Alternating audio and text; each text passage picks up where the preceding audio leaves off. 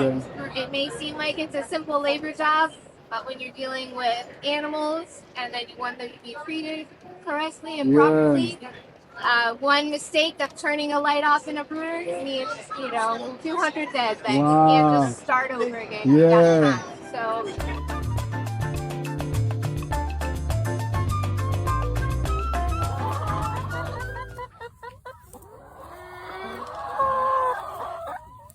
What's up, y'all? Chris Liggins back with another video. I am here with Lauren, one of the amazing vendors here at the Riverside Arts Market.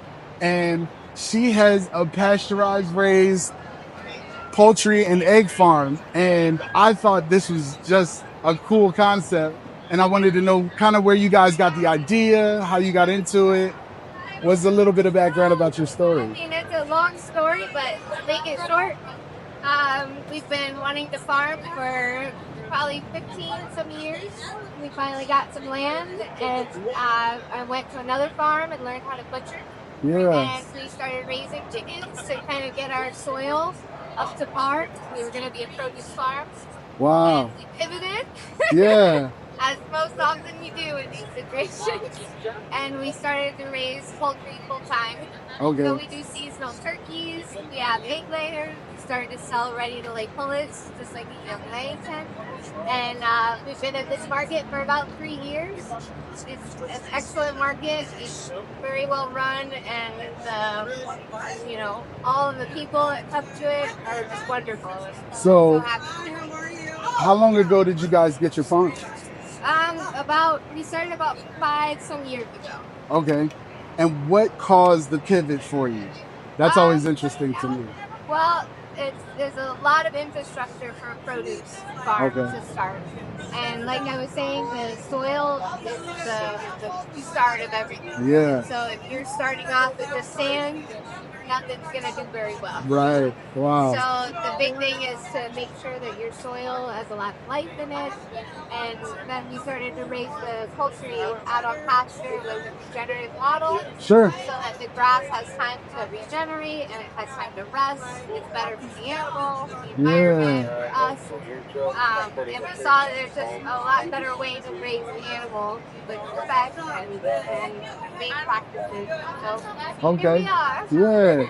So how often do you get the ability to produce this much eggs and that kind of stuff? We butcher about 3 weeks out of the month.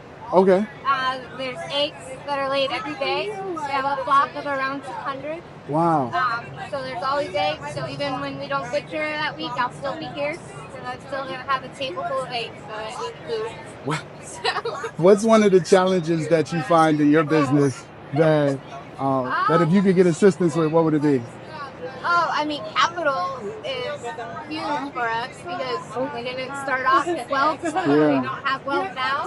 Yeah. So our whole thing has been a more organic approach to growing. We really sit down and look at, do we need that? Is it purposeful? Will it really help move things forward? And then we make a decision like that. And when you do that, you grow very slowly. Sure. You make lots of mistakes, and then you find new ways, but that's kind of been our process. Okay. So how many people are on your farm working with you? Just my husband and myself. Really? A team of 2. That's little awesome. Ones. Maybe one day they will help. Yeah, of course they will. Today. That's amazing. So if you could outsource something in your business, what would that be? Social media is tough for me to do. Mm-hmm. That's something that probably should be outsourced more. And being able to train people to help us, especially on pack day, it's a very long day. It often runs into early, AM hours. Yeah. Do you guys allow volunteers to come and assist? We're just not.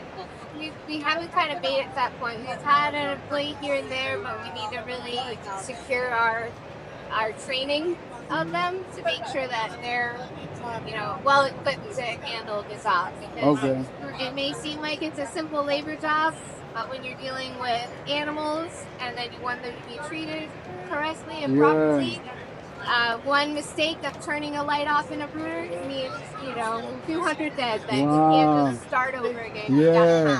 So if a water bucket isn't filled or it's leaking, they'll dehydrate and they'll die. So it takes a lot to pay attention to. So, Wow, man, that is a lot of intricate details that I don't think a lot of people even realize when they think about farming. I love your story. Where can people find you on social media? HumbleNationFarm.com. We have the Instagram and Facebook, and I try our best to get things out there, but a lot of the times it just falls to the wayside because we have a lot going on. If people wanted to get eggs or things like that outside of the arts market, is that possible? Yeah, we do a market in Gainesville on Mondays, and then they're welcome to come pick up at the farm in Lake City. Awesome. Man, thank you for your time. I appreciate you. This is awesome.